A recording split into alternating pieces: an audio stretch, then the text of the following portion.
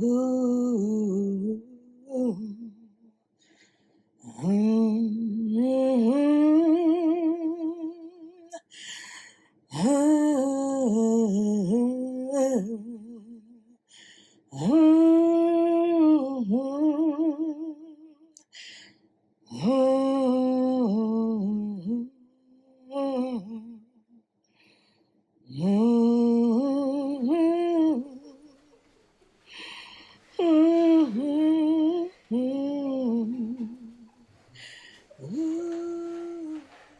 Annabelle, that silver needs to be polished now. And I better not have to tell you again. Yes, ma'am, Miss Cunningham. I'm doing it now.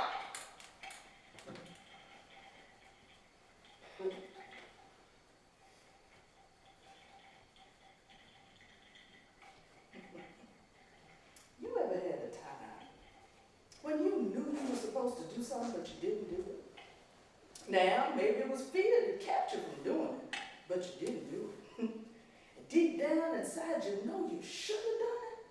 And you know that time ain't gonna never come back, no matter how much you want it to come back. You ever had something like that happen to you? Well, I have.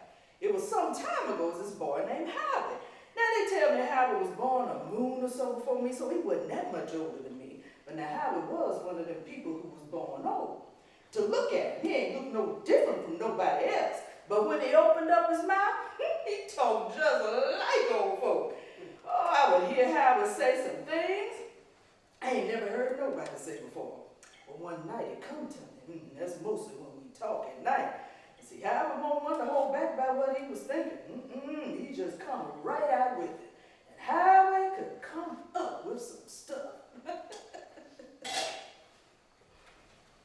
Annabelle, come on. Come on, you know what? You got to be the slowest person I know. You ain't never in a hurry. Come on. Look, I just stepped over Jim Bobby, ran in that ditch over there, drunk again. So look, we ain't got that much time, but I got something to tell you. Can't tell you now. So look, when Miss Cunningham go to her sister's wedding, I need you to stay here, and I'll tell you then. Now see, I knew I should have never told Howard about Miss Cunningham's sister's wedding. Howard know just as well as I do. It ain't up to me whether or not I go to that wedding. Howard, now you know every time she go to her mother's house, I got to go with her. I got to help her to cook it, got to help her get dressed, got to help her do her hair. You know that woman can't do nothing for herself, and you expect me to stay behind. Look, Howard, if you got something to tell me, oh, you better tell me now or find another time. Howard would act like he ain't heard nothing you said. Oh, no, Annabelle. It's got to be that. Tell you what, you know how Miss Cunningham's sister can't stand y'all nigger girls? You know that's what you call y'all, nigger girls. So look, why don't you write a letter to Miss Cunningham from a sister? Tell her not to bring none of the nigger girls. That way won't none of you have to go. Now see, that's what he come up with. Why don't I write a letter to Miss Cunningham from a sister? Tell her not to bring none of the nigger girls. See, I told you, Howard always coming up with something.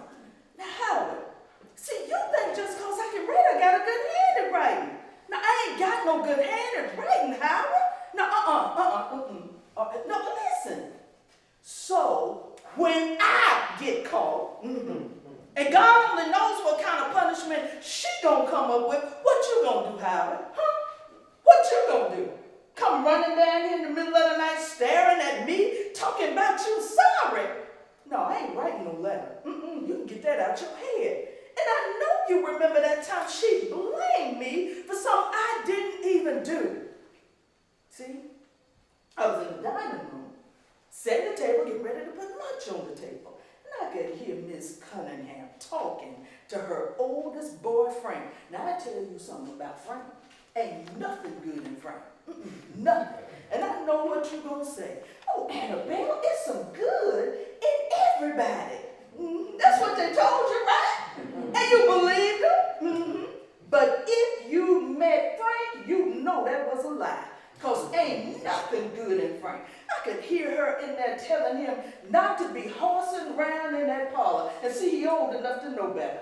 Next thing you know, I could hear him in there making all kinds of noises. Jumping up and down, bumping into stuff, screaming. Next thing you know, I heard something break. Ooh, I ain't going in there.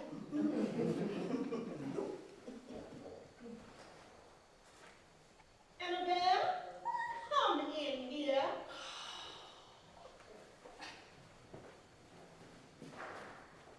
Walk in that parlor. There's Miss Cunningham standing right next to Frank. And the vase that her grandmother gave her, oh, it's all over the floor. Miss Cunningham is staring at me like she's mad at me. Annabelle, Franklin told me that you walked out of that dining room, took my vase, and threw it to the floor. See, you thought I was going to blame my Franklin for this, didn't you? Oh, no. Did you really think you were going to get away with this? Oh, no, you are not. You ever had this feeling? It just started right here in your belly. You start getting all hot. You ever had something like that? And it just started rising up, all up in you. And you want to say something, but you know if you say something, it's going to make things a whole lot worse than what it would have been. And I had to hold it in, whoo, and it's like quenching fire in your bosom. Yeah, that's what I had to do. Miss Cunningham, she stormed across that floor, slapped me across my face. Woo! She said, I looked at her and disrespected her. Now, I done been slapped before, by men. So that wasn't nothing. I was more afraid of what was going to come next. Franklin, go get Jim Bob and have him meet me on the front porch. Oh, Annabelle, you will be punished for this. Now, my grandmother gave me that vase. You know that. This vase has been in my family for longer than I've been alive. And when Jim Bob gets here, I'm going to let him know that none of the Negroes are to eat until I say they can eat. Now, that might be 2 or 3 days, or it might be a week or longer. This is your fault. Oh, I'll make sure they know that. And let's see how much they love you then. Now, you pick up every piece of this vase. Every piece. Annabelle, if I find just one, I will have Jim Bob string you up and beat you. And then you march yourself out to that spring and you get the water for the boys' baths. And Annabelle, you go to that spring by yourself. No one is to help you touch that water. And then I am going to send all the girls away. And you are to put dinner on the table. Oh, and it better not be late. I don't have to tell you what will happen if you stay, do I? Oh, no, you already know. Do you understand me, Annabelle? Yes, ma'am. Now, if she just punished me, y'all wouldn't have liked it. But see, I could have lived with that. But for her to punish all of us for what her son did, and I don't care what nobody say, she know he broke that vase. She just didn't want to go against his word. For her to punish all of us and then blame it on me? Woo! Now that bothered me. Oh, I was mad when I walked out to that spring. Oh, I was mad. Oh! Leave her. So mad I don't even remember walking out to the spring. See, that's how mad I was. Woo! I was mad. But when I got out there, I felt something different. Ooh, I felt my mother's spirit at that stream that day. You know, it reminded me of when I was a little girl. Now, my mother, she'd been dead for a long time. But at that spring, on that day, I felt my mother's spirit. It reminded me when I was a little girl. I used to go to the spring with my mama. Ooh.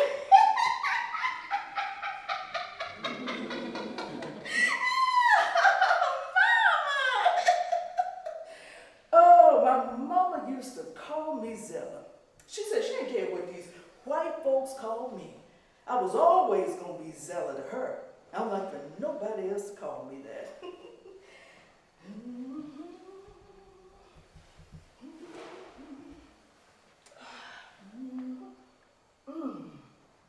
Zella, if you don't come away from there, you better. Don't mess with that. If you bump into that, you're gonna spill that water out, and I'm gonna have to draw that water again. Now come on over here, come away from there. Oh, whew. Zella, Lord have mercy. If I have to tell you one more time, get over here. Look at you. You always moving slow. You ain't never in a hurry. Come on over here. Oh my. I haven't seen one of these plants in a long time. So come on. Zella, them bugs ain't gonna bother you, baby. Them bugs is your friend. But come on. Come on, sit down. Come on. Ooh. Oh. Woo, this is one stubborn plant. You see how it's doing, Miss Ellen? It don't want to let go of this ground, but it's got to. Come on. Come on. Woo. Come on now. Let that ground go. Woo. Zella, give me that rock. Right there. Thank you, baby. Come on.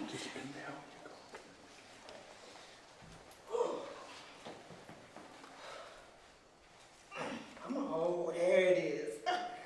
Oh, woo!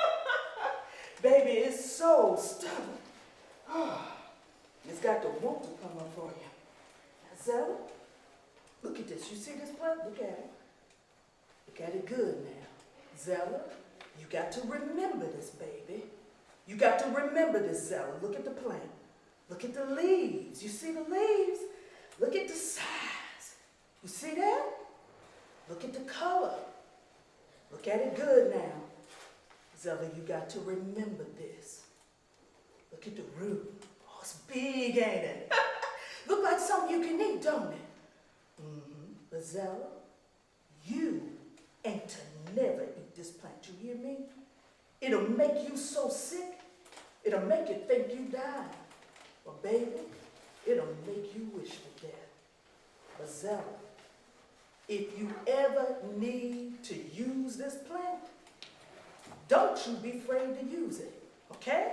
Now you're gonna hear a voice, and that's when you're gonna know it's time.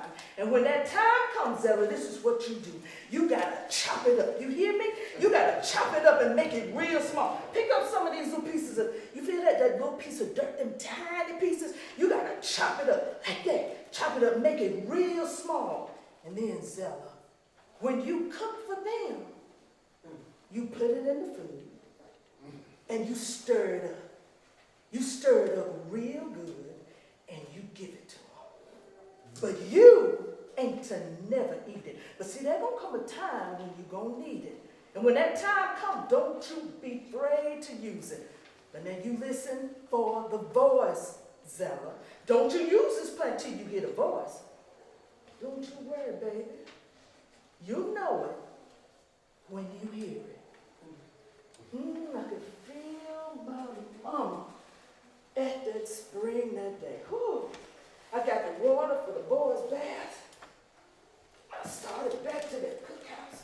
And there it was. That plant. Now I've been to this spring a many a day.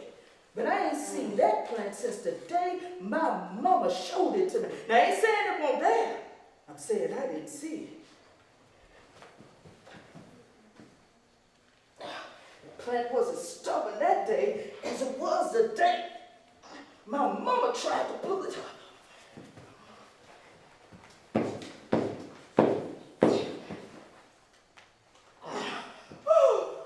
But I got it up.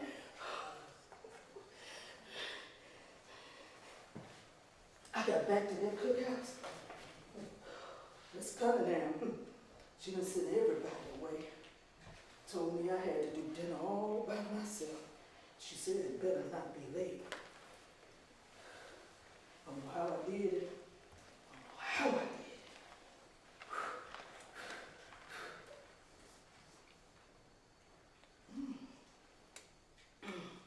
I don't know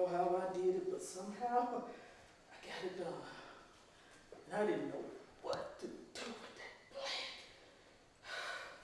Fear was all over me. Mama said, don't use the plant until I heard a voice. I hadn't heard no voice. Oh, I was so scared. And then I heard it.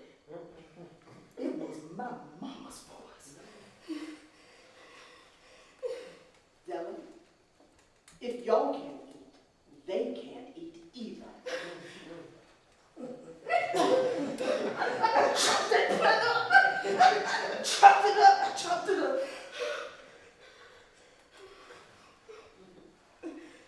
Put it in them greens. I stirred it up real good. Oh, I was so scared. I didn't know what that plant would do. Woo! Oh, I didn't know if they would see me shaking, but they didn't. All they wanted was to eat, and that's what I gave them.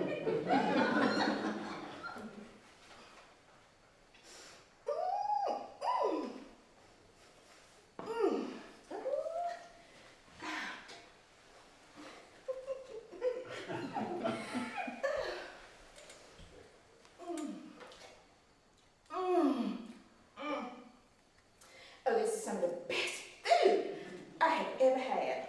Annabelle, you better not place one bit of this food in your mouth. James, darling, how was your day? I'm sure it was fine. James, I have to tell you what happened today. I was upstairs and I heard something break. I came rushing downstairs and there was Franklin staring at Grandmother Jenny's vase. Grandmother Jenny's vase was broken all over the floor. I almost collapsed right then and there. Franklin told me what happened. James, Annabelle launched herself into the parlor and broke Grandmother Jenny's vase. Oh my goodness. And James, just the sight of that vase, broken all over the floor. It just broke my heart. And Annabelle stood there like she didn't do one thing. She wanted me to think that Franklin did it. So, I made sure all the Negroes felt her punishment. So I took their rations away, so none of the Negroes are eaten until I say so. Now, James, you can do so much for these Negroes in the scene. As they see something they know you love, they do everything they can to try to ruin it. I couldn't let that happen. I couldn't let that one go. Franklin, darling, you want more? Oh, it is delicious, isn't it? You want more?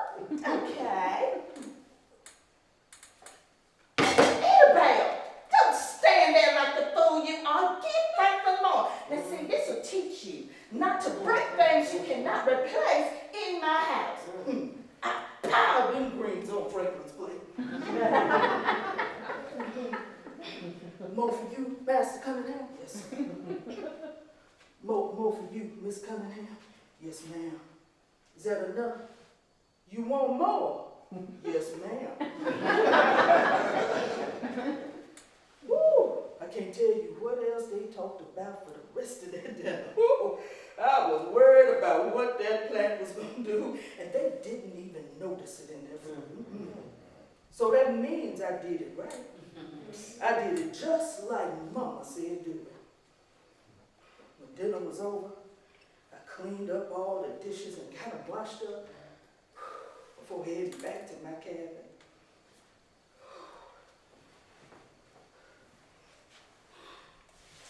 Oh, I was so nervous.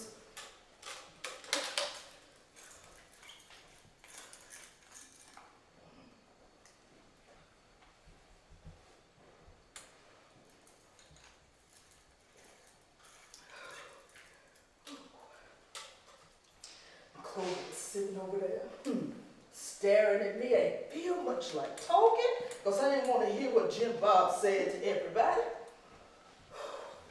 It wasn't long before I heard a knock at the door.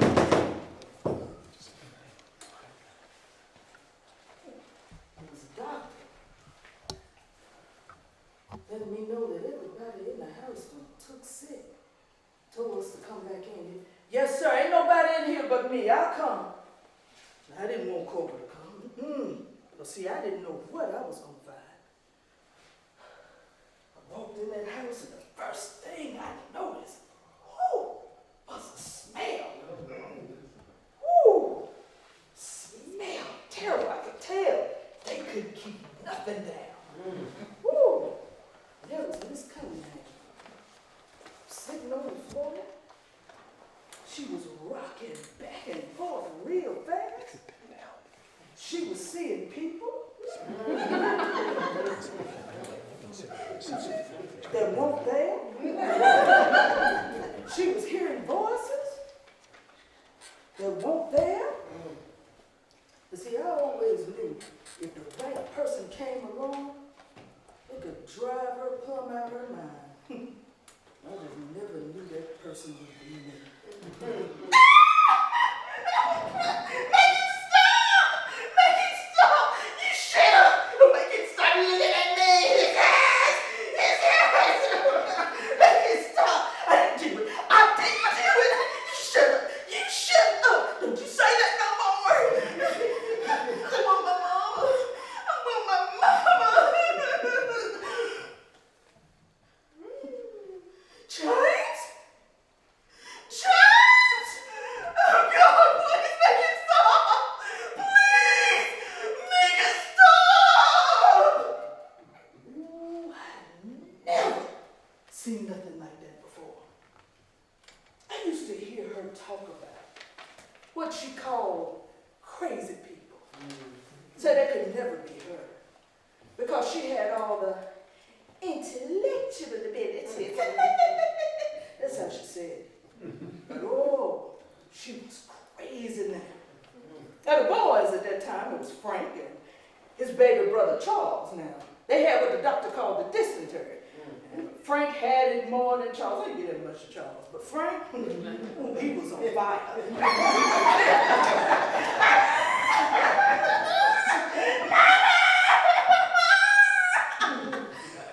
And I had to clean it all up. All of them. The vomit, the stench of their bowels. And you know what? Something in me wouldn't let me get sick. Not one time did I even gag. And you know what? I didn't want the other girls to have to deal with this. You know why? Because this was my fight.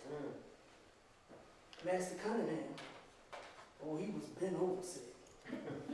Sicker than I ever saw him. He done broke into a cold sweat. Doctor said he had the fever.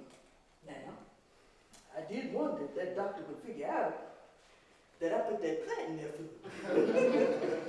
And that doctor said that he had been to Mr. Martin's house earlier that day. And Mr. Martin done took sick. Now, Master Cunningham had been to Mr. Martin's house earlier that day. And the doctor figured that he had what Mr. Martin had and to passed it to the whole family. I will never forget what that doctor said. James, in my experience, this here nigger girl just might take sick. So don't bring in any more of your nigger girls. It'll cost you too much to replace too many of them. I mean, this will do. And if she gets sick and dies, well, you won't have to lose too much money. Come on over here, nigger girl. Come on. Come on. Hey, place this cold compress on your Mrs. forehead. Come on. That's just what I did. Miss Cunningham laid her head on my shoulder, started crying, and calling me her mama. Now that plant had to be something else to make her think I was her mama. Yeah. I put a cold compress on Master Cunningham's forehead too. I heard what that doctor said, that it might be what Mr. Martin had. And since I didn't know, I put that plant in everything they ate for the next 3 days. They couldn't keep nothing down. On that third day, Master Cunningham told me to go get Jim Bob. So I guess he thought he was going to die because the doctor had been in early that morning and told him that Mr. Martin died the night before. So when Jim Bob came to the door, and look, and he was scared to come in. But I told him, I said, now, Jim Bob, if you want to talk to Master Cunningham, he upstairs in the bed, so you got to go upstairs and talk to him. Now, Jim Bob is the dirtiest white man I ever seen. He is. He got these deep lines on his face with dirt. Look, he's skinny. Look like he don't have it. That's because he's drinking himself to death. Oh, he was walking up them stairs. He was shaking. Woo, he was so scared. He got to the door. He done pulled this nasty rag out of his pocket. Gonna put it over his mouth. It looked like he was about to vomit. Now, Master Cunningham, he hadn't even been out of bed in the past 3 days. Oh, he was so sick he couldn't even conduct his business.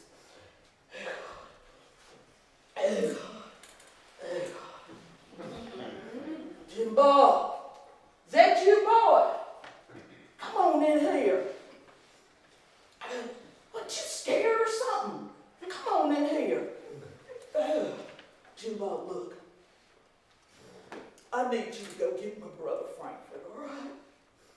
Let him know he needs to get here now. You tell him my doctor came in here this morning and told me that Mr. Martin died last night, and well, I don't know how much more time I got. So you tell my brother he needs to get here now.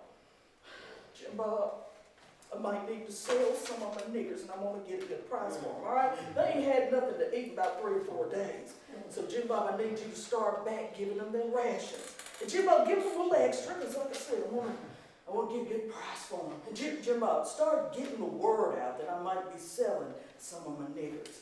Now listen, if anybody asks you if the niggers can get what we got, now you tell them the niggers can't catch this, all right? Now listen, Annabelle has been waiting on us hand and foot. She ain't had nothing to eat in the past 3 days, and she ain't sick at all. So you tell them the niggers can't catch this. And if they need a reason, you just tell them it's the monkey blood in the nigger that keeps them from catching this. Oh yeah, don't believe anything like that. Jim Bob, don't you be telling nobody that Genevieve's been seeing stuff, all right? Because we don't want to get out she's crazy or nothing. Right? Jim Bob, go get my brother Frankfurt, all right? Jim Bob, feed the niggers first. Feed the niggers first. I stopped putting that plant in that food. After we got our food back, well, I stopped putting it in all but Master Cunningham's food. I used the rest of the plant in his food.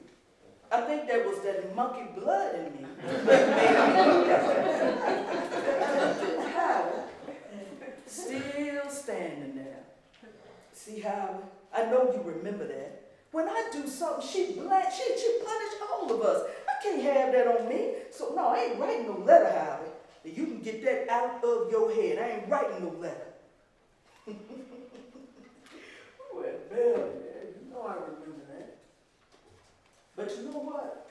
The letter's still right, but I mean, you're still working. You still gonna, you're gonna be scared about it. I can come up with something else. You know, Annabelle, you were scared to put the plant in food. You did. And everything worked out. Right, the plant, Annabelle, it just balanced things out. If we couldn't eat, the plant just kept them from eating too. I mean, you gotta stop being so scared. You gotta lose that fear, Annabelle. You know what happened, right? I do get scared more than I should. You're right. It happened. I ain't writing no letter. And it ain't nothing you're gonna say that's gonna make me change my mind. Now, I ain't gonna do that. Stood there for a while and didn't say anything.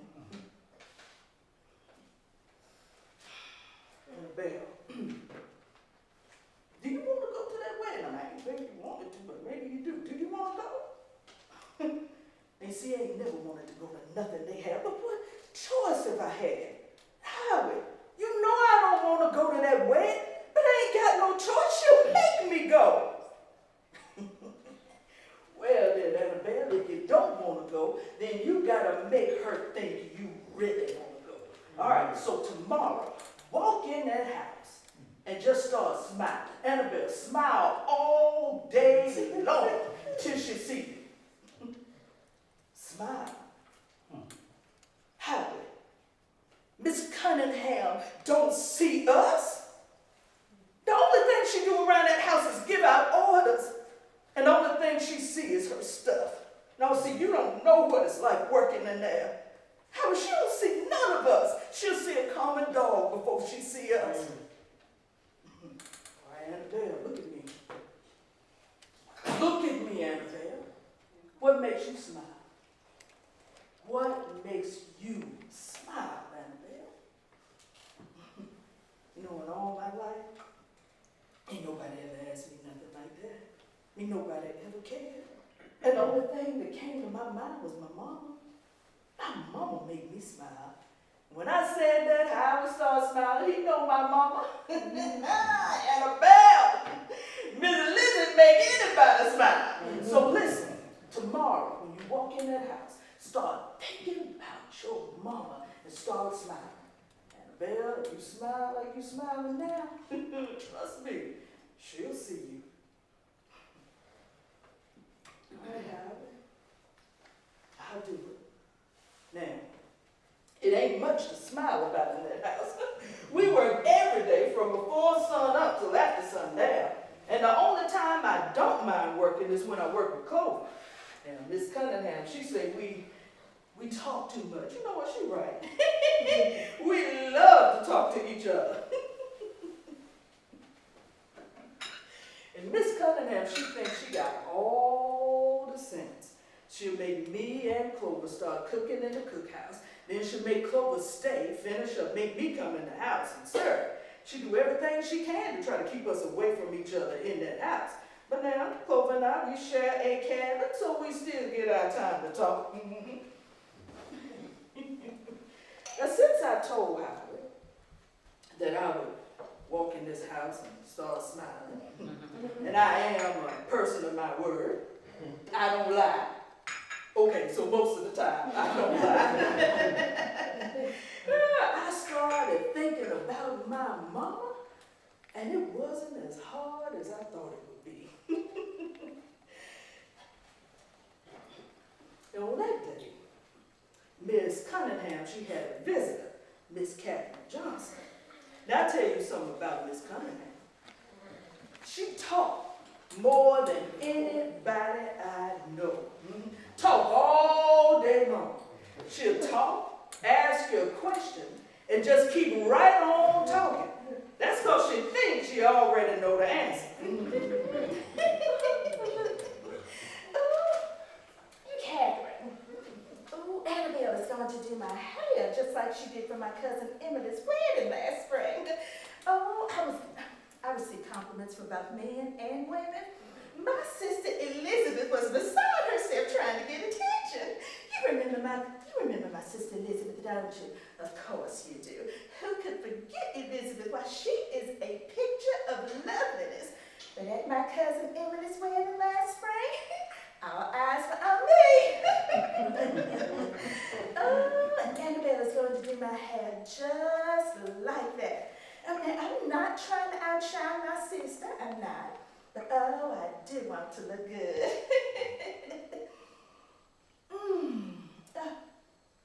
Catherine, would you like more tea? Of course you would.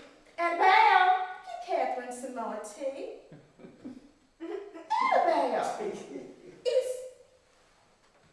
is that a smile? I don't think I've ever seen that before. Oh, you. Oh, smile. But, I never thought she would see me smiling. Oh, Miss Cunningham, I reckon if you say I'm smiling, I must be smiling. oh, you certainly are. What on earth for? Catherine, before James and I got married, my mother set me down. She said, Genevieve, I want you to have someone you can trust. Someone who will wait on you hand and foot. Someone who will be at your every beckon and call. And then she gifted Annabelle to me. Oh, I trust Annabelle with everything in me. And Annabelle knows she can trust me too. Isn't that right, Annabelle? Now tell me, what has put that smile on your face? So don't make me wait. Oh, you do tell me, tell me. Now I know I told you, Miss Cunningham talked more than anybody I know. But did I tell you she was a liar? I got to tell you that. She's a liar. See, that's something you need to know. See, Miss Cunningham, her mother didn't give me to her because she needed someone who she could trust. She gave me to her because she needed someone who could cook.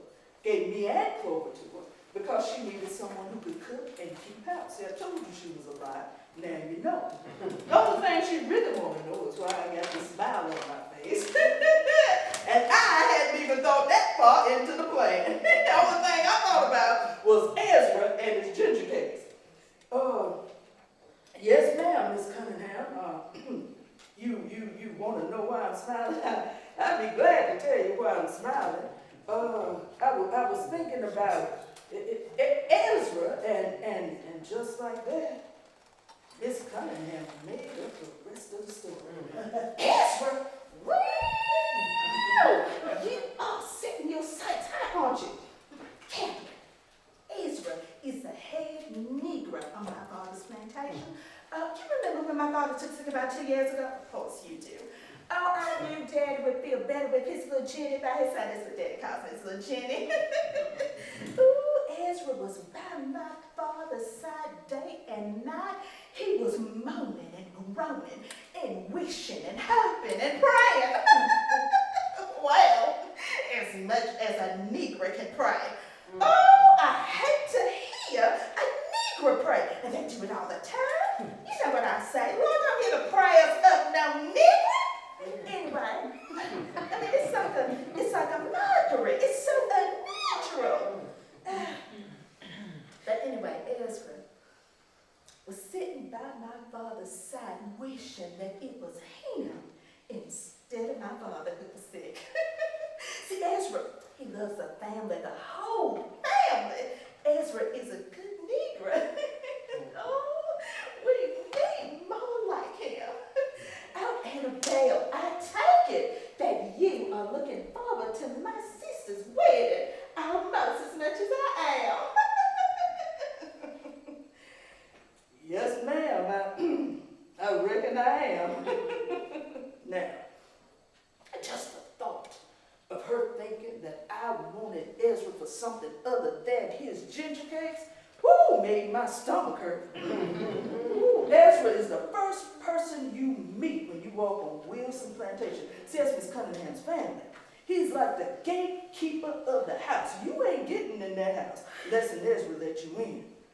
Oh, when your eyes see Ezra, you don't hardly want to look away. Oh, Ezra's real easy to look at. How you doing? Oh, but I done known Ezra for a long time. And Ezra loved the Wilsons more than he loved himself. And the way I see it, if you love the Wilsons that much, oh, you ain't got no love left over for nobody else. Especially not me. Oh, I couldn't wait to tell Howie. Howie! Howie! You was right. She noticed me smiling, but now she think I'm in love with some Ezra.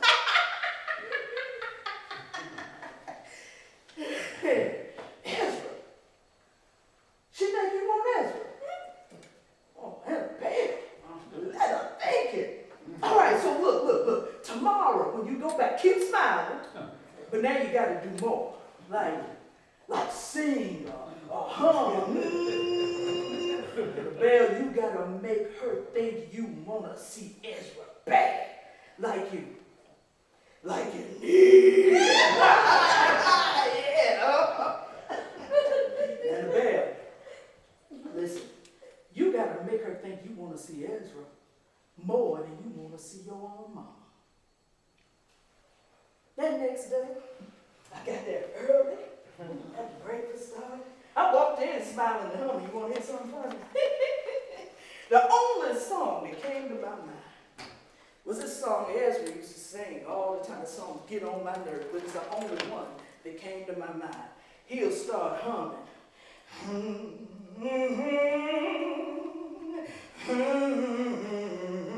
And then just blurt out, muddy water, and keep on humming.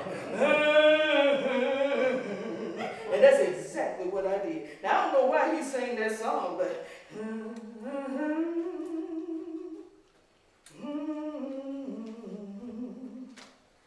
muddy water. Now, I know I told you, Miss Cunningham, talk all day long, no breaks. Well, that morning, she was as quiet as a thief tiptoeing in the night. And every time I heard her coming, I started smiling and humming.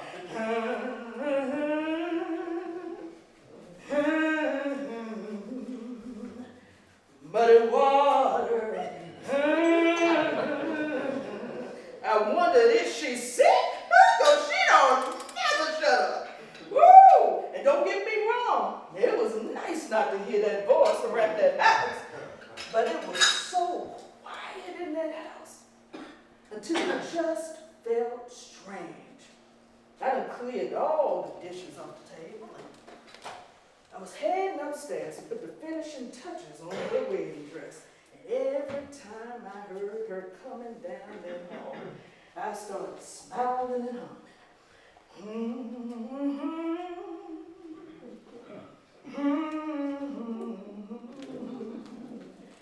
Muddy water.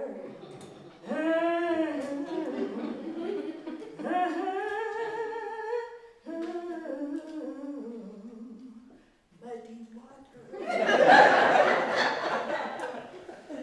She walked by and came back.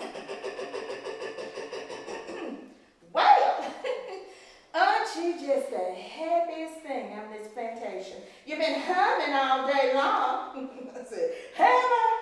Well, Miss Cunningham, if you say I'm humming, I reckon I must be humming. Oh, you certainly have been. And Annabelle, you better make sure your work gets done around here. I mean, just walking around here humming like you a hummingbird or something. We work around here, Annabelle. We don't hum. Oh, is that lace on that dress? Well, I never would have thought to put it there. I mean, that looks much better than I thought it would. I mean, but this process does seem to be taking a little longer than usual. I mean, I know I asked you or told you that I wanted a headpiece for the dress, and I have yet to see it. And oh, is that the headpiece? Give it to me. Ooh, look at that. I can't wait to wear this to my sister's wedding. Ooh. Miss Cunningham, this is a dress I made for little Miss Suzanne. I mean, I got a few finishing touches to put on it, but it should be ready later tonight. Oh, get it. Oh, my baby girl is gonna look just like her mother. Oh, these dresses are just lovely. Annabelle, what's that? Right there, what's that?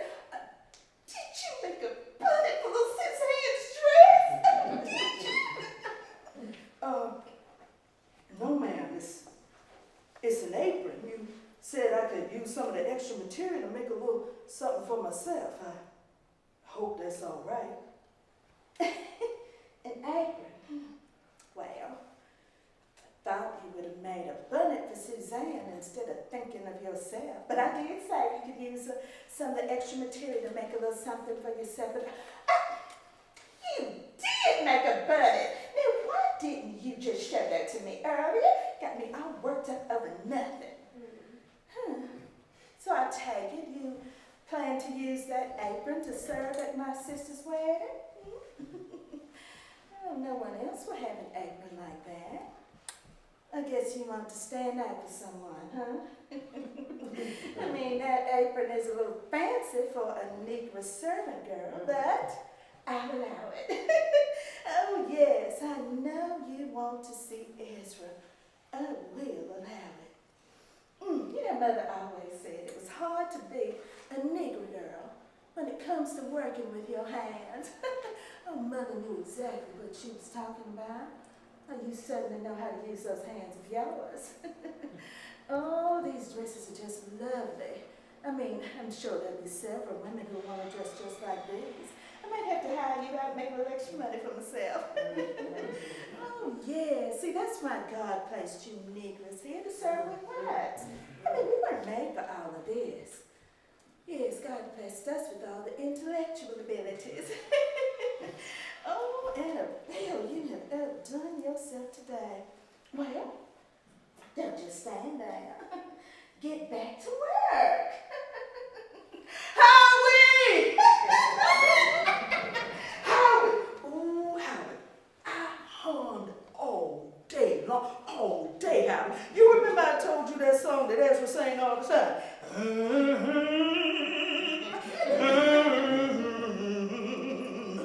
Muddy water. I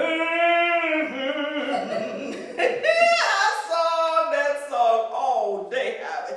Look, Miss Cunningham, she was walking by me looking at me out the corner of her eye. Look, she doing like that. Oh, and when I pulled that apron out, Howie, I could see it in her eyes. She didn't think no nigger girl should be wearing no apron that fancy. And it's fancy too, Howie. And it didn't take me that long to make it. And then, look, didn't say nothing till way up in the day. And when she did say something, it was about how we Negro girls work good with our hands and how God didn't give us to them because working with the hands ain't for them. Now, how stupid is that? Huh? And how she know that when she ain't never done it? Oh, you know what happened? She talking about she got all the intellectual abilities. Well, for her to be so intellectual, she sure is good and stupid. Look like to me, you learned to do something for yourself. And you know what? If Master Cunningham's business keep going down, and she keep on spending up everything, trying to make people think they rich, ooh, Master Cunningham gonna have to sell a few more of us, and she gonna find out what it mean to work with your hands. And oh, Howie, don't let Master Cunningham have to sell me and go over. Because he gonna be eating some nasty food. She can't cook nothing. She come in that cookhouse, get this sick look on her face, talking about, oh, I have got to get out of here. Oh, this is just not the place for me. You girls hurry and bring the food into the big house. Oh, I never liked the cookhouse. Mother always told me that my place was sitting in the big house at the table and eating. God made you girls for this, for the cookhouse. God made all of you for this. Now, how stupid is that? Now, anybody with any sense having know that stuff like this might not last forever. See, my mama told me to look and learn all you can, because you never know when you're going to need that learning. Now, what your mama tell you, Howie? I know she didn't tell you to sit and wait on somebody to do everything for you. No, our mama's got more learning than that.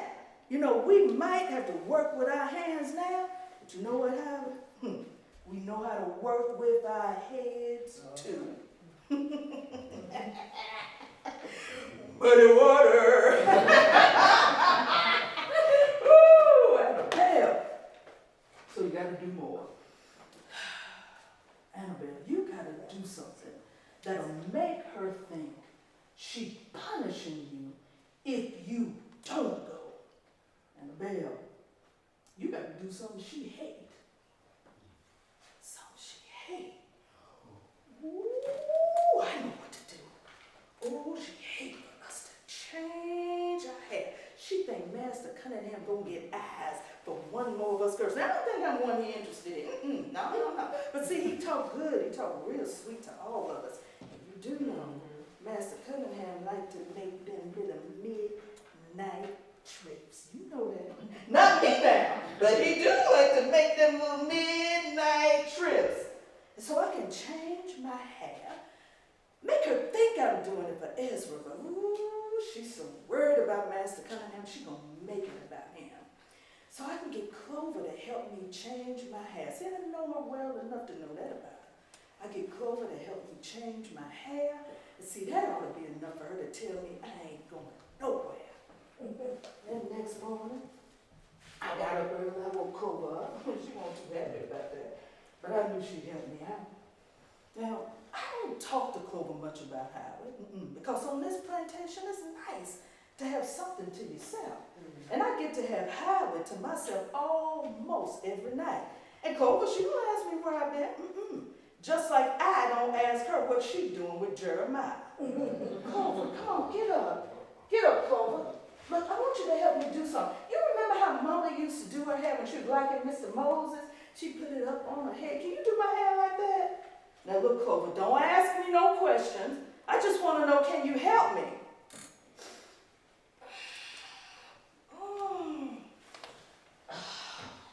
Annabelle, light that candle over there so I can see. And you know Miss Cunningham will get mad at you. She'd like for you to be changing your hair. Say, Master Cunningham gonna be looking at you too much. Oh, wait. I know why you wanna change your hair. Ooh, you wanna see Ezra. You ain't fooling nobody. But we ain't going to see him till tomorrow. So why you want me to do your hair now? And if I could do it then, I could do it tomorrow. All right, come on. Come on, do it now. Whew. I'll tell you one thing, Annabelle. You better leave Ezra alone. Don't mess around and work a root on your behind. Woo, I told you Ezra is a spell. See, you think I'm lying, but I ain't lying. Huh. Oh, man, look that good. Ooh, I remember that first time, because you know what, Annabelle? I don't even look at him. I don't look at Ezra. So I remember that first time I looked at him. Ooh, and I saw all them good looks. I said, ooh, that's a spell. Girl, I ain't looked at him since. Woo, and you better leave him alone. Talking about he make your stomach hurt. Yeah, I bet he do. Annabelle, you keep on looking up in them eyes, he gonna make more than your stomach hurt. Oh, always messing with you about some Ezra. Oh, that's because I know you don't like him. And I always catch you staring at him. Look at me.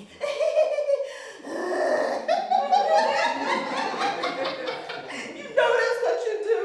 You know that's what you do. Now, Annabelle, no. Cunningham gonna make you take this down, right?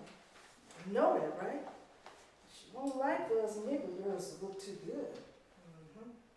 Okay, I'm done. Get up. Turn around, look at you. Ooh, Annabelle, you look just like your mama. Oh, it look good too. It look good enough to get you in trouble. Oh, I'm getting ready to go to the cookhouse, Annabelle. You better come on.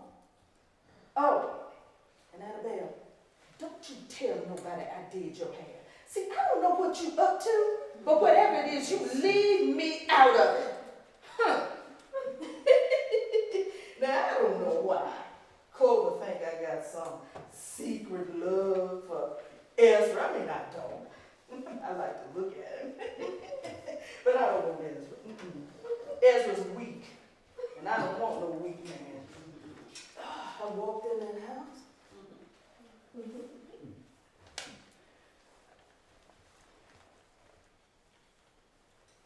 Miss Cunningham stopped in her steps.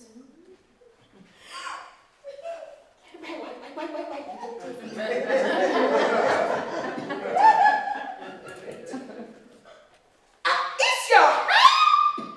I told you over and over again not to change your hair. Oh, I hate to see Negro girls parading around this house trying to get attention. Oh, you know what? I'll allow it. I know you want to see Ezra. Ooh, I'll allow it. And since you brought Ezra up with that hairstyle of yours, I have a question for you. Have you thought about what you're going to say to him? I'm sure you haven't. Well, I have been thinking. And if you want to be with Ezra, I want you to be with Ezra. So I thought, well, maybe I could ask Father to let Ezra come here. I could do that, I certainly could, but I know Father would never want to part with Ezra. So then I thought, well, maybe I could just send Annabelle back to my mother's house. I could do that. I mean, I do need you here, but if you love Ezra so much, I could do that. And well, Mother could trade one of her Negro girls for you, and that way, well, you and Ezra could be together. And Annabelle, if Father tells Ezra to be with you, Ezra will be with you. Ezra loves my father more than he loves his own wife. Now, that way, you and Ezra can have a few of your own little pickaninnies just running around. Won't that be nice? Yes, ma'am. That'd be real nice. I feel sick to my stomach. Tried to smile at her. I really believe she wanted to send me back to her mother's house. Ooh, to get rid of me, and I don't want no Ezra. I don't want to have no babies with Ezra. Oh, I should have never listened to her. I was waiting on it that night. Howard, she making me go to my, I don't want to hear nothing you got to say. She gonna make Ezra marry me. Then I got to go live there with him and have babies with him. I should have never listened to you. Annabelle, I hope you acted like that's what you wanted. Because if you did, you ain't going nowhere. Now, when has Miss Cunningham ever wanted you to be happy? Huh? See, if you was in that house acting like you was really in love with Ezra, you ain't going nowhere tomorrow. Were you? Yeah, I know you were. So listen. Tomorrow, when she tell you you ain't going, now listen, you gonna want to smile from ear to ear. Don't you do it. You got to act like you scarred for life. Annabelle, it's got to be like a, ooh. And look. If you can muster up a tear, that'll help. All right? Annabelle ain't gonna lead you wrong. Howard, I don't hear nothing you got to say. I did everything you told me to do. You had me up in that house trying to make that woman think I'm in love with some Ezra. You know what? I can't even look at you right now. I had to pack her clothes. I had to pack my servant clothes and leave them with hers. See, I don't know what you ain't understanding, but it looked like to me I'm going tomorrow.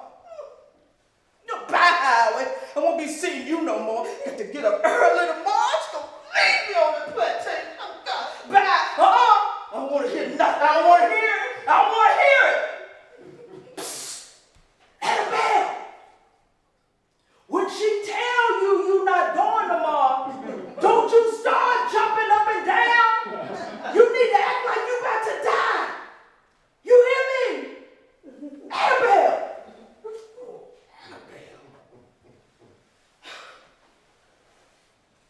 You couldn't hardly sleep that night. Thinking about how I let Howard talk me into this mess. And then trying to figure out how to get out of it. I couldn't even think right. Next morning, I put breakfast on the table before we left. Jim Bob loaded up everybody's clothes, including mine. I stepped out that door. There was that hard buckboard that we ride, while they ride a nice covered stagecoach. I dreaded that long ride, and I knew I had to have myself up on that buckboard before Miss Cunningham came out. Now, she the last person out, but if we ain't sitting on that buckboard and play, she'll scream like a crazy woman. I was getting ready to step up on that buckboard when she came running out. Annabelle, wait. Annabelle, I tossed and turned all night long, thinking about how you deliberately disobeyed me. I told you not to change your hair. And you did it anyway. And you know what? I cannot reward that type of behavior. Clover? Where is Clover? Oh, there you are, sitting in place. Clover! You'll be doing my hair for the wedding. I'm sure you do it even better than Annabelle. Annabelle, you won't be going. Catherine, where is Catherine? She needs to let those Negro girls tend to her little baby. Where is she? Oh, here she comes. Catherine! Catherine, now I told Annabelle that she won't be going tomorrow. So now you listen. Whatever you want her to do, you make her do it. If you want her to tend to your little girl, you make her do it. If you want her to go with you to your house, you make her do it. And Annabelle, when I get back, if I find out you didn't do everything that Catherine told you to do, well, you already know what's going to happen. Annabelle, here's something that guess I should have told you, but really I don't have to tell you anything, but I do want you to know this. Ezra has eyes for someone else. He would never want someone as homely as you, even with that new hairstyle of yours. Catherine, I'll see you in about 3 weeks. Ooh, it was all I could do not to smile. I tried to look her, but Miss Cunningham couldn't see me. She was so wrapped up into herself. I knew when they left that it would be days and days until they'd be back.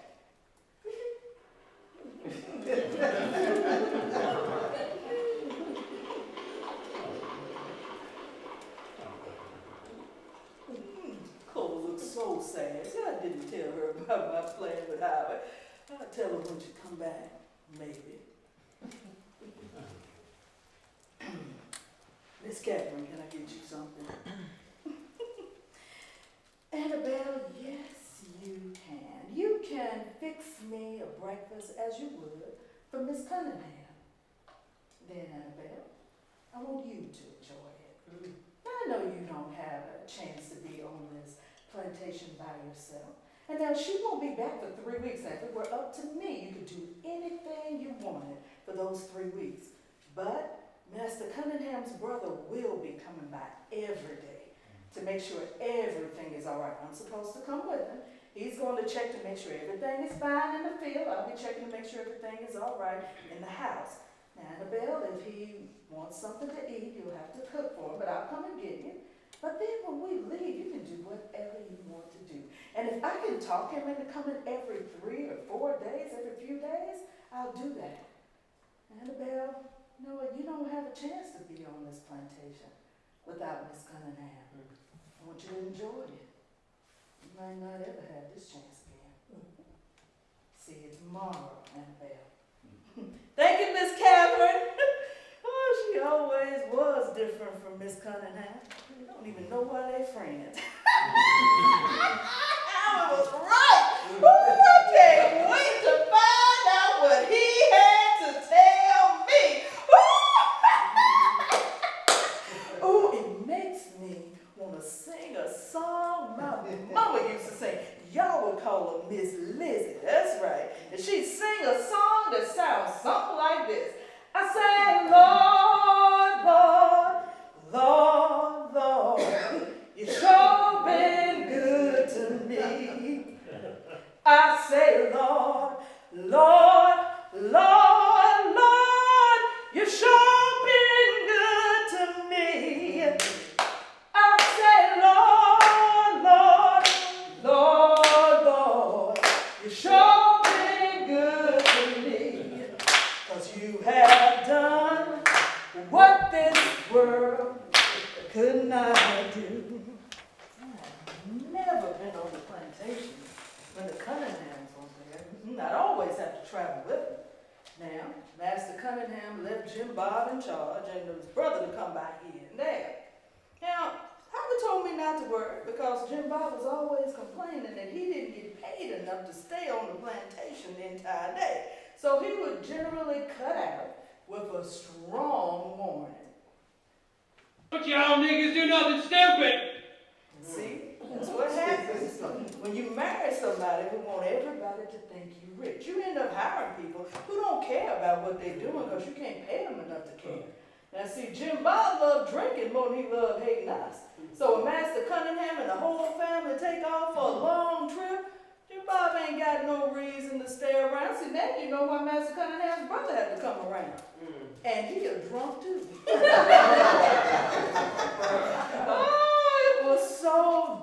some of the boys took to the woods and came back with 2 wild turkeys. They helped me clean those turkeys up. I cooked those turkeys up, and oh, we had a feast in that yard. I've never done that before. I mean, I've had turkey before, but I've never served it to us before.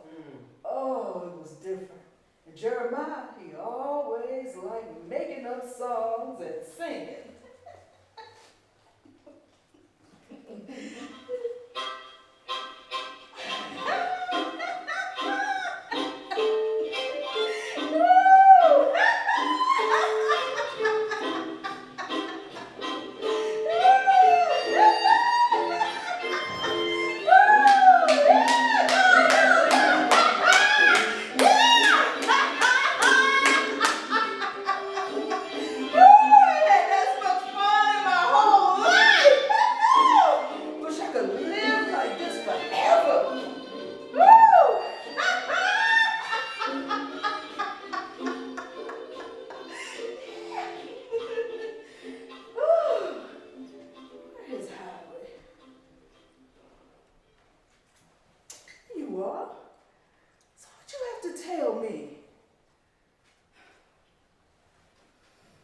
Annabelle, I want you to go somewhere with me. Now listen, it's a place where you can work hard and you can keep everything you work for. Annabelle, ain't nobody there but people like us. Listen, you can have your own family, your own children, can't nobody take them away from you. I want you to go with me. Now, Annabelle, before you ask, this ain't freedom like you think of it. See, when you go where they say it's freedom, well, they can send you right back. You remember that happened with Jasper? Jasper ran, gone for days. They found him, brought him right back. See, this can't happen when you go there. They can't find you when you go there. Oh, Annabelle, I see you thinking. I ain't talking about heaven. Right? I ain't talking about heaven. So you can calm down. You ain't got to die to go there. Now, Annabelle, I can't tell you enough about it. You need to see for yourself. Annabelle, you gotta trust me. You wanna go, Annabelle? Annabelle, do you wanna go? What did you thought I was gonna say? I wanna go. I mean, all my life I heard about people wanting freedom, but I only knew a few of us that got it. Oh, I remember Jasper. When I found out he ran, oh, I was like, oh, so proud. I said, well, at least one of us got away. Oh, I hated to see him being brought back. You see, they like to bring us around. Get over here. Get over here. Get over here. Get over here. Get over here. So we can see what happened when one of us tried to get away. They beat Jasper almost to death. See, Jasper ain't been right since. Howard, what you talking about? I don't know, Howard. I know what you're going to say, but I just don't know. You've been there. I mean, how you been there, Howard? You here all the time. I don't know about that, Howard. I don't know about that. Annabelle, you got to trust me, or you ain't gonna never get there. Got something for you, Annabelle. Annabelle, look at this. Annabelle, God got feathers. God got feathers, Annabelle. See this? This is a God vessel. And I want you to have it, but wait. Gotta ask you a question. Miss Cunningham talked about God, right? What her God look like? Not like us.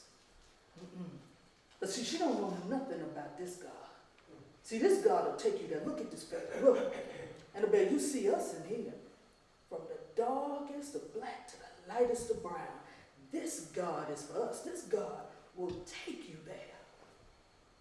You trust me, Annabelle? Do you trust me? Look, take this feather, put it close to your heart.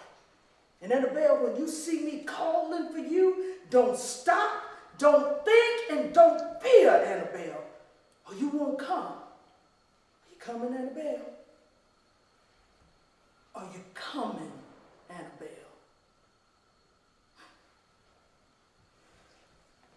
Miss Cunningham, she always said her God didn't hear the prayers of no Negro. I mean, what kind of God got feathers? I never heard about that.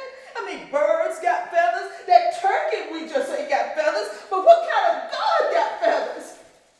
See, Howard made me think of some things I ain't never thought of before. I mean, I never really thought of there being a God for us. I mean, deep inside, I knew that there had to be. Okay, Howard. And I see you calling for me. I'll come. I thought a lot about what he said. After he gave me this feather, I would go to the place where we would meet at night. I see, Howard. It seemed like weeks had passed. I see Howard at all. I was worried about him. I wondered, did he leave? Nobody said nothing about it. I ain't bring him up either.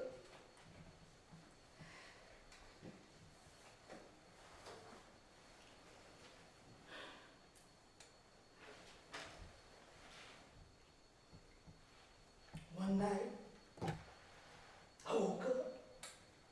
Thought I heard something sounding like voices. Now, in them cabins, it won't nothing to wake up with a critter, a possum, a bug, a rat crawling on you. So if somebody wanted to get in that cabin, they could. These white men, they kicked that door open and was screaming and carrying torches. Where's she at? They put that torch by Clover. No, this ain't her. They put that torch by me. Here she is. They pulled me out that bed.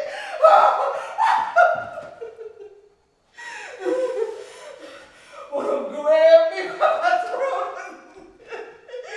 Where is he? That nigga boy Howard, where is he? I didn't know what to say. I was so scared. Where is he at? If you don't tell us, you won't live to see the light of day. I was scared than I ever been in my life. I didn't know where Howard was. They started dragging me to that door. You know, all of a sudden, way off in the distance, I heard what sounded like wings, like big wings, like something was coming. And there was a lot of them, and it was coming closer, and closer, and closer. And all of a sudden, that man's hands dropped from around my throat. The men, they staggered around like drunk men. I thought Miss Soup done worked the root on them, but she won't know where to be found. They could barely stand up, like all their strength was gone. And that's when I saw him. He came from behind this tree, in front of my cabin, and he started screaming, "Come on, Annabelle! Come on, Annabelle!" I could see real good. The moon was brighter than I ever saw it. I could move. I couldn't say a word. I was so scared. I just kept thinking, can't you hear them things coming, Howard? Can't you hear them coming? And they get closer and closer. He just standing there beckoning for me. And some grabbed Howard. I couldn't see what it was. I could just hear their wings or what sounded like wings. They took Howard, and when they took him, he started laughing. I'd heard Howard laugh a minute a day, but I ain't never heard him laugh like that.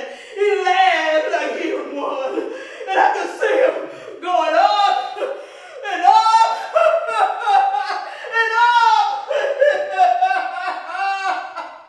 until I couldn't see him no more.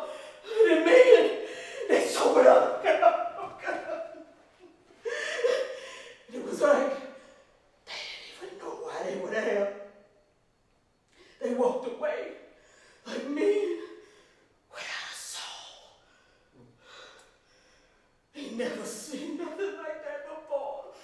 They ain't never seen nothing like that since. I couldn't sleep after all that.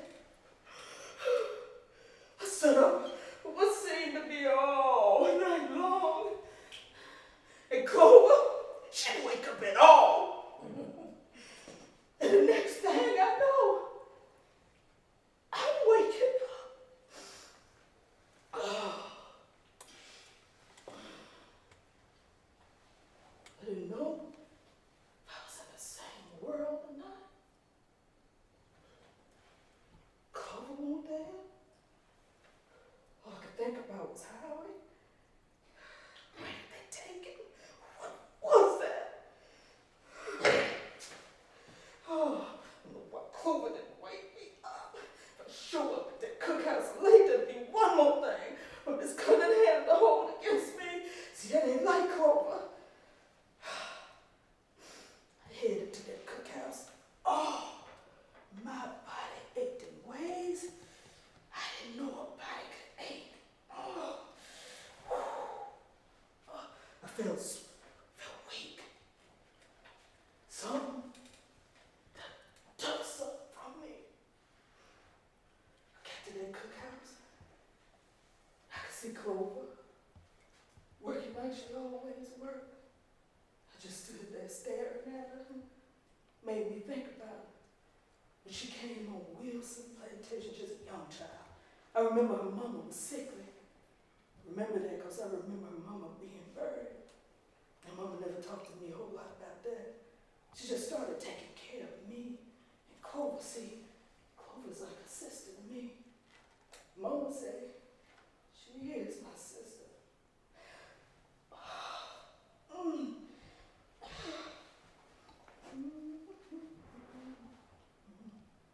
Annabelle!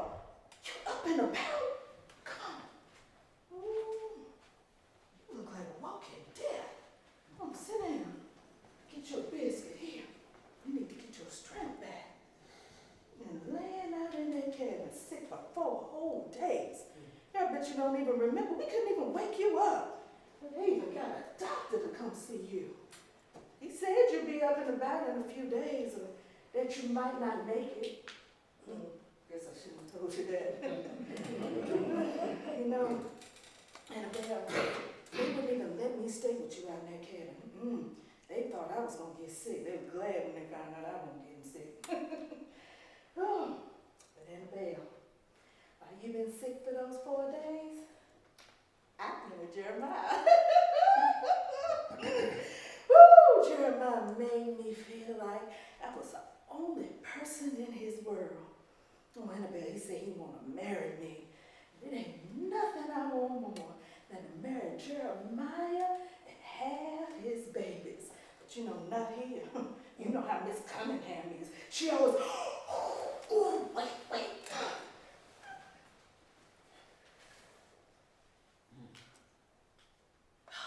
You know how Miss Cunningham is? She like to stand behind doors so she can listen to what we say, so she can come up with ways to punish us. Look, they're supposed to be going to Moore's Market today. Miss Cunningham been begging him to take her ever since he saw this woman at her sister's wedding wearing this dress made out of some material she ain't never seen before. Look, she got up all the little Miss Suzanne's dresses, the pretty dresses, the ones you made, and she gonna trade them for some of that material. Annabelle, when she get there, I hope they ain't got nothing. Then look, Master Cunningham said, why don't you just give them pretty dresses to little Miss Catherine's newborn baby girl?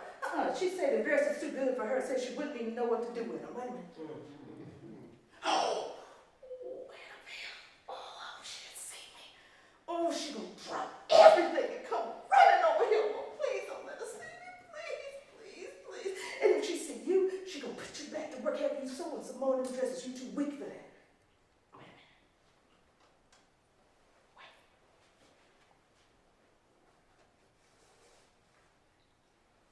Okay, they're packing up now.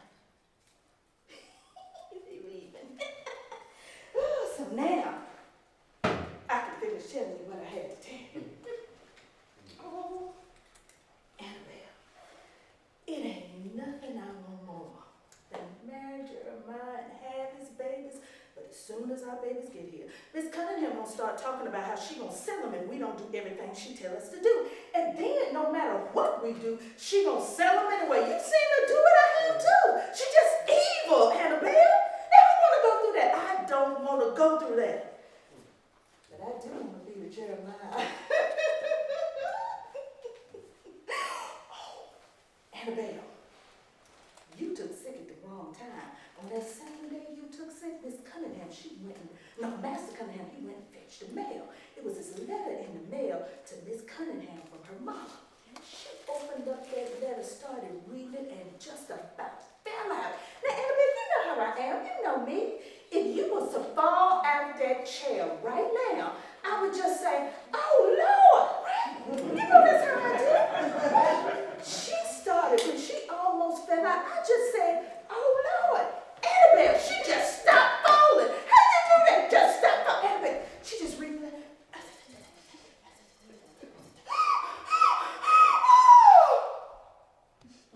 Clover! I have told you over and over not to take the name of the Lord in vain. I'm getting hot, I'm getting hot. James, here, take this letter. Can you find me something to fan with? I'm getting so hot. See, Clover, you don't want to listen to nothing I got to say. I told you not to take the name of the Lord in vain. And you know what? I have let you know that the Lord don't hear the prayers of no nigger. And every time I turn around, it's, oh, Lord, this, and oh, Lord, that. But if you do it one more time, I'm going to pray and tell the Lord to punish you. And Annabelle, Clover, if I pray and tell the Lord to punish you, now the Lord hears my prayers. Because you see, I'm white and pure. That's right. So if I tell the Lord to punish you, the Lord will punish you. And if you think those few lashes on your back is something, well, you just wait until the Lord gets a hold of you. You'll be wishing for those lashes. Don't make me pray that prayer, Clover. You don't want me to pray that prayer, do you? No, you do not. So stop all of that. I don't want to hear anything out of your mouth that even mentions the Lord. Do you understand me, Clover? You better. See, that bothered me, Annabelle. I don't believe that.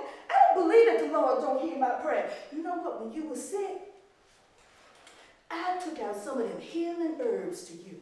You know, me and Jeremiah, we went to the woods and we found some sassafras. You know what? We didn't even think we'd be able to find it, but we found some castor beans. You remember your mama told us, showed us how to brew that stuff up? She said it's good for anything that's ailing you.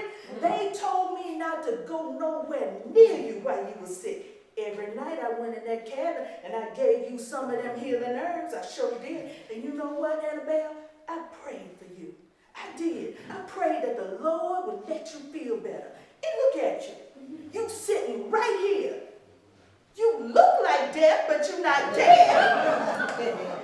So see, the Lord do answer my prayer.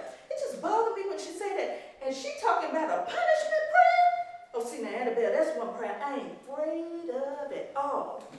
See, you the only person I ever know who prayed a punishment prayer and God heard you. I remember that time Miss Cunningham took our food away. Jim Bob, he was sitting out there telling us we couldn't have no rations. He was eating when he told us that. And he said it was your fault. And I ain't believe that. I didn't believe that. And Miss Cunningham sent all of us away and made you cook dinner all by yourself. Oh, you came in that cabin. I ain't never seen you like that before. Ooh, I just sat there staring at you, Annabelle. It was like you didn't even see me up in that cabin. You was rocking back and forth real fast. And you just kept saying, if we can't eat, they can't eat either. If we can't eat, they can't eat either. If we can't eat, they can't eat either. If we can't eat, they can't eat either. If we can't eat, they can't eat either. If we can't eat, they can't eat either. If we can't eat, they can't eat either. Annabelle, I got up to go try to calm you down. I remember you put your hand up and you said, this ain't your fight, Clover. This is my fight. And you kept on. You said, if we can't eat, they can't eat either. If we can't eat, they can't eat either. If we can't eat, they can't eat either. If we can't eat, they can't eat either. If we can't eat, they can't eat either. Annabelle, all of you was shaking. I remember that doctor heard that knock on the door and I heard this voice. It was that doctor, the same one that tended to you when you were sick, telling you to house because they couldn't keep nothing down. Annabelle, you didn't even come back to that cabin that night. That next morning, I got up. I went to that big house. You met me at the door. You was like a gatekeeper, Annabelle. You opened that door and you said the same thing. This ain't your fight, Clover. This is my fight. And Annabelle, woo, I remember the smell. I ain't never smelled nothing like that before. It smelled like sick people. Worst smell I ever smelled, Annabelle. And you closed that door. And I said, Annabelle, fighting for us. And Annabelle, I never knew what that felt like. To have somebody fight for us. Don't nobody fight for us. And see, that gave me the thought. That maybe somebody fight for me. Annabelle, I prayed. I asked God to give me somebody who fight for me. Annabelle, God sent me Jeremiah. You know what? Jeremiah told me, Master Cunningham said he gonna let him buy his freedom. You know he make furniture and get to keep some of the money. Oh, he said he been working for 3 whole years and he almost got enough money. And then he said he gonna ask Master Cunningham if he can buy my freedom too. He said he figured he could work 2 more years and have enough money. He said them 2 years will be easy years, Annabelle. And he said even if Master Cunningham tell him no, he said he gonna find a way. And then he said them same words I prayed. He said, I'll fight for you, Clover. I'll fight for you, Clover. See, God do answer my prayer. Just bother me when she say that. And she must have forgot that time Miss Catherine was here. And she was sitting in that parlor crying hard, talking about she been praying hard, that God would make Master Cunningham love her more than he loved that Negro girl. Woo! Well, I know that's one prayer God didn't hear. That's right, because just last night, Master Cunningham was running, not walking to that gal's cabin. He couldn't get there fast enough, and when he got there, he couldn't get enough of her. Oh, Annabelle, I felt like grabbing that looking glass and putting it in her face and saying, you want to see somebody whose prayers God don't hear? But then she punished me, and then say that was the Lord punishing me. So you know what? No, I ain't afraid at all of her punishment prayers. She ought to be scared of yours. You ever thought about praying another one in prayers? Don't pay me no mind, Annabelle. Don't pay me no mind. But so back to the letter. Annabelle, Master Cunningham, he started reading that letter out loud. Come to find out, Ezra done up and run away. Annabelle, I almost said, oh Lord, I had to stop myself. I wanted to hear everything that letter had to say.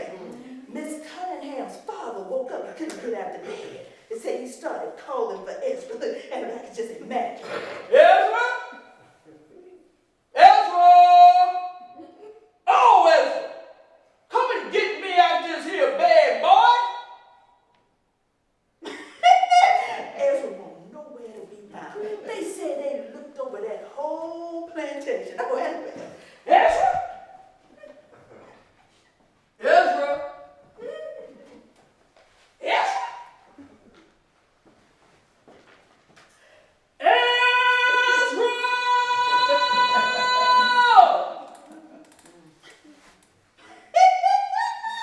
Annabelle. That letter said over and over again that they never thought Ezra would run. You want to know why? Oh, you're going to love this. You want to know why? Because Ezra loved them so much. Made me think of you. You know, you always say Ezra loved Wilson more than he loved himself. But I tell you one thing, he don't love him that much, because he's gone now. Annabelle. So Miss Cunningham's sister and her new husband, they're supposed to be coming tomorrow, the day after. They're supposed to be getting some reward money, and they're supposed to be making up this ad. Wish you could have seen Miss Cunningham trying to come up with the ad before they get in here. She said, the ad should say, handsome Negro runaway. Master Cunningham said, oh no, that didn't make him look too good. Just say nigger, run away. That ought to do it. And I knew then Ezra's a free man. Annabelle, Ezra gonna show up at somebody's door and knock. They gonna open up that door.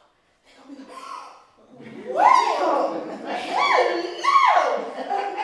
God has sent me a young, strong, strapping man. Oh, come on in. Let me look at you. Turn around. Oh, no, keep on turning. Keep on turning. Oh, there's plenty for you to do here.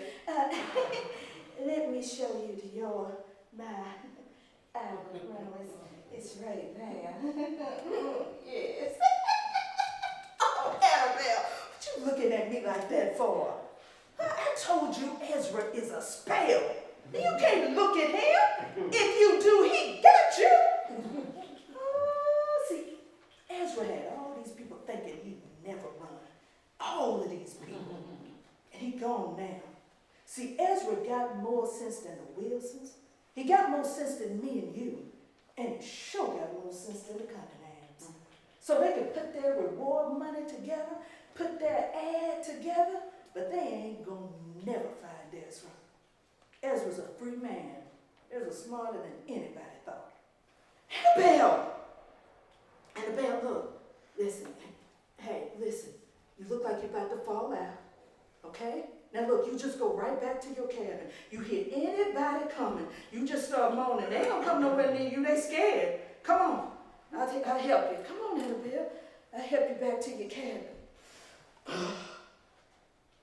See, so right. Now Clover talked about Master Cunningham, Miss Cunningham, Jeremiah, Ezra. But she didn't say nothing about how. Clover. They know where Howard is. They're looking for him. You heard anything? And words did something to her. Annabelle, you talking about Miss Mamie boy? Oh, Annabelle, you got to remember that. That boy died a long time ago. He ran down in all that muddy water. Didn't ever come out, all them people went in after him. Well, Annabelle, you got to remember that. Annabelle, you listen to me. Jeremiah say that these men, they looking to back up a heap of niggas.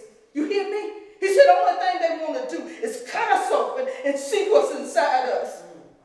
Now, Annabelle, if you don't want to get sold to them men, then you better stop talking about Howard, or they going to think your head is bad. They going to think that fever made your head bad. Now, listen here. You take these biscuits, you take them to Miss Mamie, and you let her get your head straight. Come on, Annabelle. I'll go with you. Come on. Annabelle, let me help Annabelle. No.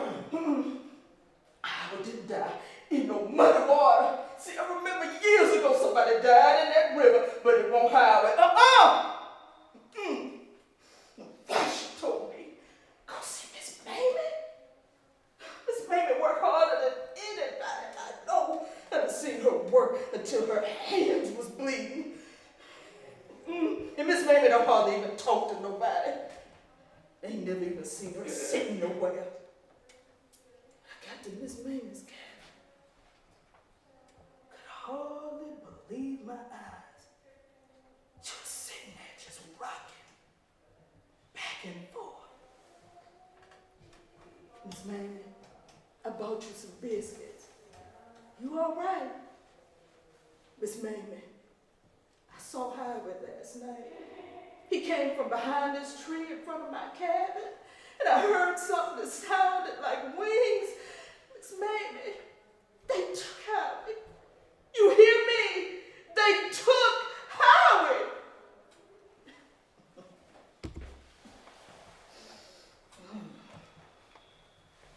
So why you still here?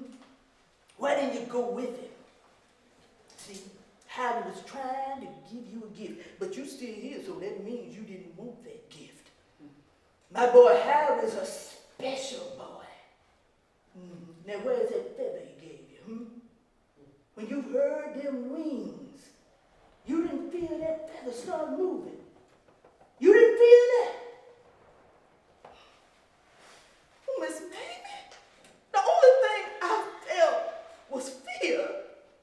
Miss Mamie, Clover say Howard drowned in a stream. Is that right? Oh, no. My boy's very much alive. But since you didn't go with him, you need to start talking about him, or they gonna think you crazy. So all you felt was fear. See, that's why you still here. Fear is your enemy. And until you defeat it, oh, you ain't going nowhere. See, everything Howard ever told you was getting you to the place that you trusted. But no, you didn't trust, you just questioned.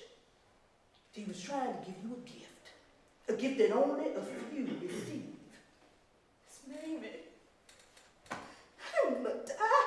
When I heard that loud sound and all I could think of was death. I ain't ready to die. Not yet. Now who told you that? Now who told you that you was gonna die? Now Howard didn't tell you that. Because see, his gift wasn't death. His gift was life. A new life, and I ain't talking about heaven. Did you hear anything that Howard told you? Well, it don't matter now, because Howard gone. Annabelle, get rid of that fear. Until you do, you ain't going nowhere but to your grave. Even if you thinking about running like Ezra did, your fear will keep you sitting in that cabin, staring at the walls. See, Howard told me you had a gift. He said you had the gift of prayer. Anything you asked God for, he said God will give it to you. Now, that's a gift. And Annabelle, when somebody gives you a gift, you're supposed to take it. Sometimes I go back to the place where I would talk to Howard. You don't have to come. I wonder if I got this fear out of me. Would it come back? I don't know how to do that. You ever had a time when you knew you were supposed to do something, but you didn't do it? Maybe it was fear that kept you from doing it, but you didn't do it. Deep inside, you know you should have done it. And you know that time ain't gonna never come back. No matter how much you want it to come back. You ever had something like that happen to you?